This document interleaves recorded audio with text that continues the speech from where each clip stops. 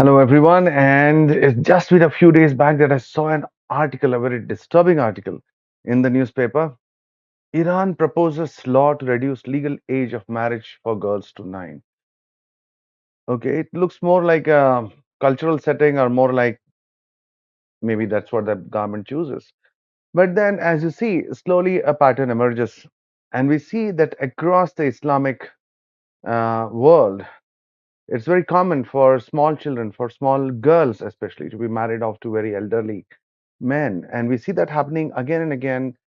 These photos are very common. It's not like an aberration or something odd or something, but this is very common, and you get to see that very often. And as you see, Iran topping the chart at 21.4%. And if you look at this list, all the countries which are Islamic, except at the bottom, which is Israel with 2.5%. Israel is not a Islamic country. Yes, it's not, but it's got a sizable Arab population also. And I don't even know whether I don't think even this child marriages are legal in Israel. So keeping that aside, the rest of all the countries where child marriages abound are Islamic countries. So why is that? Is there a causality to this? Is there a cause and effect? Why you see this happening only in the Islamic world?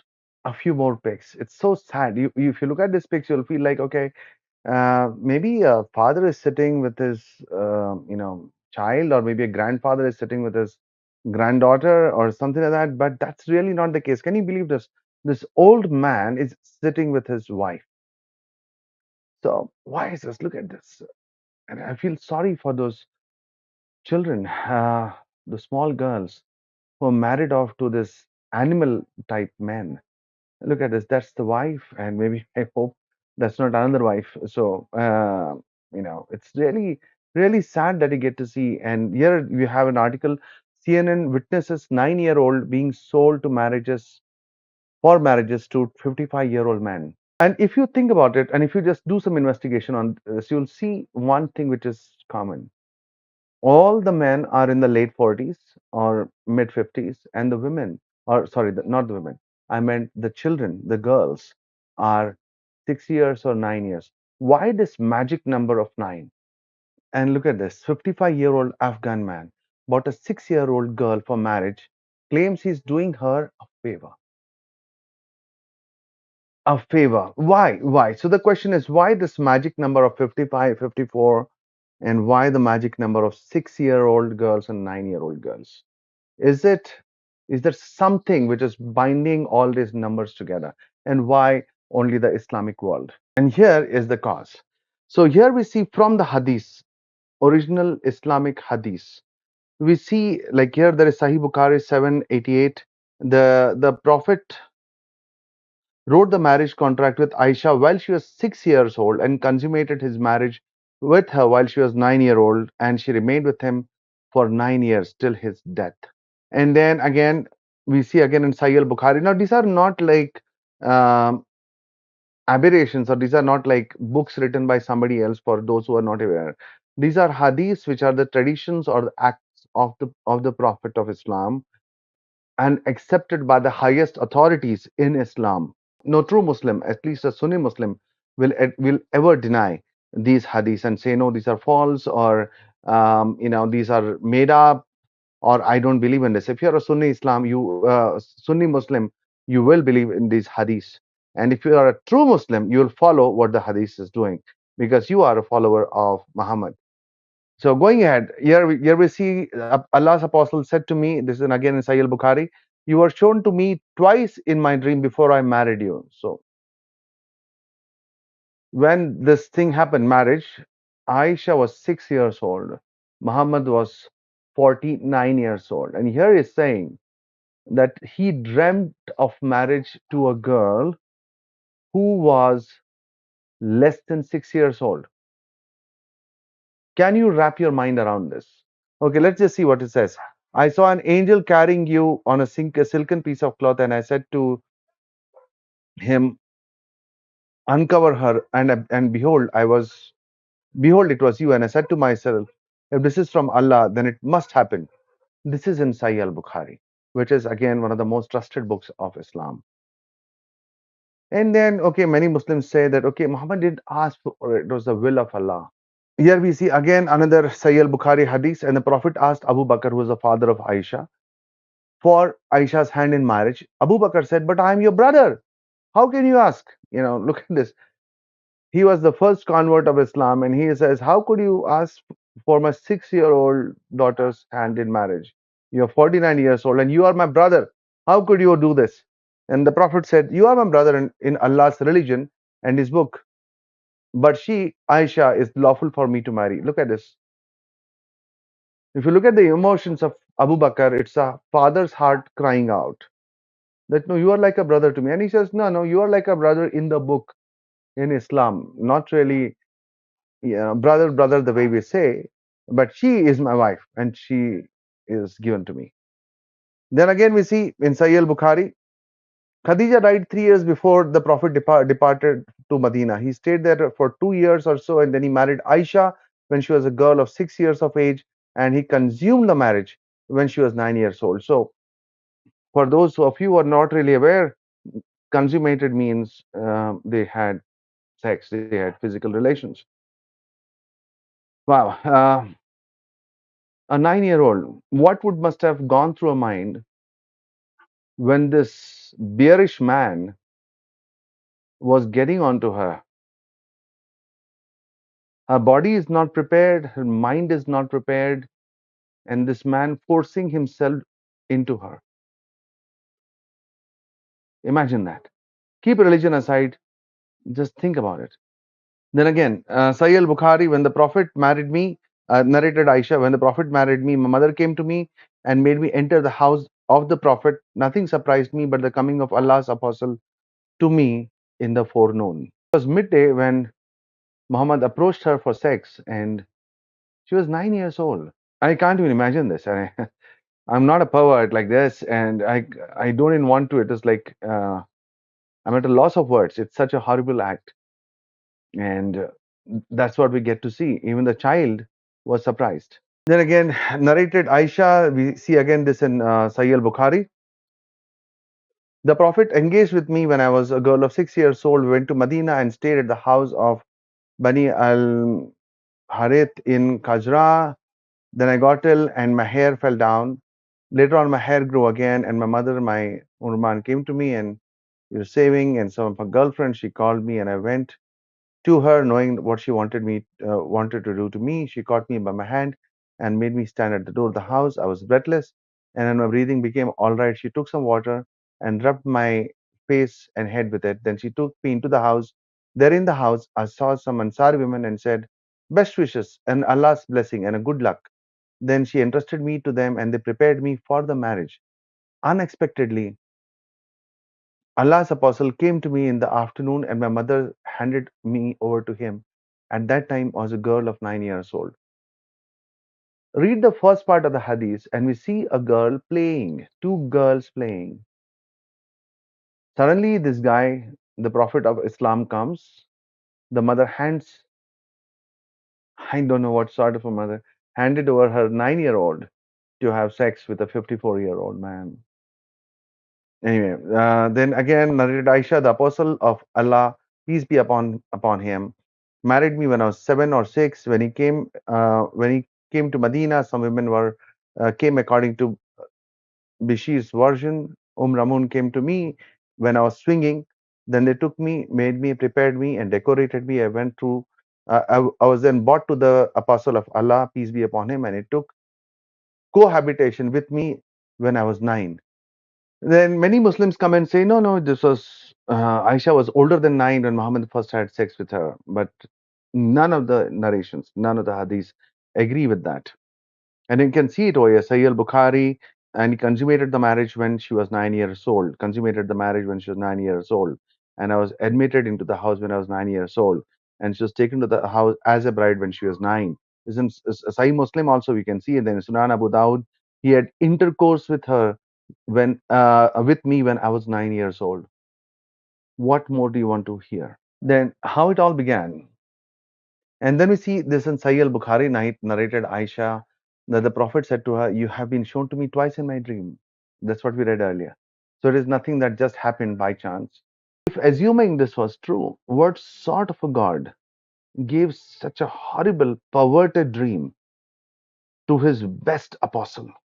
What does it say about that God? Then Sahih al-Bukhari 5081 narrated, Urwa, the Prophet said, asked Abu Bakr for Aisha's hand in marriage. Abu Bakr said, but I'm your brother. Same thing. He said, I'm your brother. So it was initiated by Muhammad, and in the words of Muhammad, it was commanded and made lawful by Allah, which was frowned upon by the father and even by the family members. The contract was signed for the marriage when she was 9. And then we see that Muhammad was very unfair to his other more than a dozen wives and numerous concubines because his favorite was his child bride. And we can see that over here when they started complaining. We can see that in Sahih al-Bukhari when he said, "Do not hurt me regarding Aisha, as the divine revelations do not come to me on any of the beds except that of Aisha." Can you? Okay, for all the Muslims who think that Muhammad used to receive all the revelations in the cave, no, it was not. It was on the bed of Aisha. Not just that, Aisha is called as a very intelligent woman, and I believe that she was because she realized something that many Muslims, even to this day, don't realize. And she said that, and you see that in Sahih al-Bukhari, volume number 6, book number 60, number 3, 311. And she says that I feel that your Lord, which means Allah, hastens in fulfilling your wishes and desires. Even Aisha realized that there is something wrong. And no matter what happens, Allah is always there to take the side of Muhammad, never reprimand him, ever always encourage him in whatever he does. So, wow. And then uh, this is something which is really crazy, and we see this again in Sahih al-Bukhari, book number chapter number 52, book number 7. And he says, Muhammad says that, do not injure me regarding Aisha. The revelation does not come to me when I'm in the garment of any woman except Aisha. So, again, for those who believe that Muhammad used to get all the revelations of the Quran sitting, maybe meditating peacefully in a cave. No, it was either on the bed of Aisha and wearing the clothes of Aisha. So now, for many people and for many Muslims who have seen this and who are not aware, they would say, no, no, no, this is all rubbish, this is all wrong, you're misrepresenting. So let me present to you a short clip of the hero of Islam, uh, the one who's never debated anyone except one or two here and there, is Zakir Naik. So let us see what he has to say on this controversy. What does he say is the age of Aisha when she got married? Few days before, there was an article on 10th of May in Hindustan Times with regards to Hazrat Aisha was 19, not 9. Can you just throw some light on that? Sister asked a question that there was an article that came in Times of India, Hazrat Aisha, may Allah be pleased with her. Her age was 19 and not 9 when she got married. Can I throw some light on that? If you read the hadith in Bukhari which says that Hazrat Aisha, may Allah be pleased with her, she was married to the Prophet at the age of 6 and the marriage was consummated at the age of 9. Now there are many so-called modern scholars who feel that it's not possible, that is the reason they try and justify. And they say that actually the statement is 19 because in Arabic we add an ashra. So this is ashra, the 10 is missing. We said 10, 9 for 19. So the 10 is missing, therefore it sounds to be 9. Actually it should be 19. This is the assumption. But what we believe, that after the Quran, alhamdulillah, is the saying of the Prophet ﷺ. And we have to check whether the hadith is sahih or not. And we realize that this hadith of Sahih Bukhari, and alhamdulillah, it's authentic hadith. But how can we logically prove today? Now those scholars, inverted commas, who when they cannot prove logically any part of the Quran and the hadith, they try and say there is some mistake in the assumption and the meaning is different, etc. What we have to realize that first we have to check whether the hadith is authentic or not. If it's authentic, if we cannot prove it logically, we have to feel and we have to understand that the science hasn't advanced so much to try and make us understand that hadith of the verse of the Quran. So based on this again, what I believe that the hadith is authentic and even the age of 6 and 9 is authentic. Wow, and that was real crazy, and I'm glad that Zakir Naik agreed with me. And but then again, some might say that, oh no, that's okay. Tradition changes over time, and even in India, there were child marriages, and girls were getting married at 6, 8, 10 years old. So what? Even in the Victorian area in the West, that used to happen. So what? Now things have improved, things have changed, and new laws have come in. So things change with time. Yes, but for example, my grandmother from my mother's side was married when she was young, when she was a child, and yeah, but her husband was not 49, neither was she 6, and had sex when she was 9. That said, you simply need to do a Google to understand the impact on the body, on the physical body of a girl, a child, when she's forced in this way to have sex with a such a man, 49, 50 years old man, 50 in 55, and in the case of Muhammad, and for most of the Muslims who have these child brides, 55 is the magical age. So the body in itself, the private parts cannot take the load. They're simply not ready for it. I don't want to get any more explicit, but you understand what I'm saying. And the bodies are not mature. Their bodies, their parts are not even ready to have sex. And in that, this man is just uh, forcing himself on a 9-year-old. So again, you might say, a Muslim might say that, okay, this was for that time, but that is not the case, my friend. So for those people who believe that this was for that age and that time, and that was the culture, and Muhammad was simply following it, think about the father and why did he say that you are my brother? And he said, and Muhammad saying, I just read the hadith for you that you are my brother in the book, nothing more. That's about it. Nothing else, no emotional, nothing. And your daughter is lawful for me. The biology of a girl has not changed over the centuries.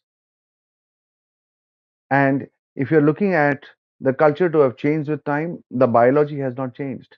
The girl's parts are still very, very sensitive and not able to accommodate an animal like this trying to get anyway. And the most shameful part is that Muhammad is called as the ideal for all mankind. And that is the reason, and that is said in the Quran, not in the Hadith, 33 verse 21. And it says that Muhammad is the ideal for all mankind. And that's the reason why these people, when I started this program, I asked, why do these people behave this way? And now you know why. Because Muhammad is called as the ideal for all mankind for all time. So the cultural differences and what happened at that time, what happened at this time, that doesn't follow. Was Allah not aware as to what will happen to a girl when a 14, 50, 55-year-old man tries to penetrate her? A child, not even a girl, a child. What happens? Was he not aware of how millions of children would suffer because of the fantasies of a man prompted by his so-called God, deity? And look at the mindset. We see again in Sahih al-Bukhari, where we see over here where Muhammad is instigating others also to get married. Narrated Jabir in Abdullah, when I took permission of Allah's marriage, he asked me whether I had married a virgin or not. And I replied, I married a matron, means like an elderly woman, maybe probably a widow. And he said, why hadn't you married a virgin who would have played with you and you would have played with her? Can you believe that language? Christ, for me as a Christian, is a benchmark for all times, even 2000 years down the line. Christ, no matter what the cultural differences, the benchmark that he has set for mankind is unachievable, it's something to aspire for. If Muhammad is the benchmark for Muslims, I can honestly and straightforward say that all the Muslims that I know and are my friends are better than Muhammad. And then again, as my last point, many people say that no, she was not 9. And when we read in this last narration of Sahih al-Bukhari, where she was playing with dolls, and in the Islamic tradition, playing with dolls are allowed only for small children, not for bigger adults or grown-up children. It's only for small children. For grown-up girls, playing with dolls is not allowed because it falls in idolatry. So, in closing, I'd like to ask my viewers, if you're a Muslim, what would you like to have as a benchmark? This person who set something as a benchmark, who set something in motion such a long time ago that is causing untold suffering for millions and will continue to cause more trouble for millions across the centuries to come? Or would you rather put your hands into the hand, put yourself into the hands of the living God, Jesus Christ, who set a benchmark for you, which whom for whom you can always to aspire as being better than yourself? Take care. Until my next video. See you soon. God bless you.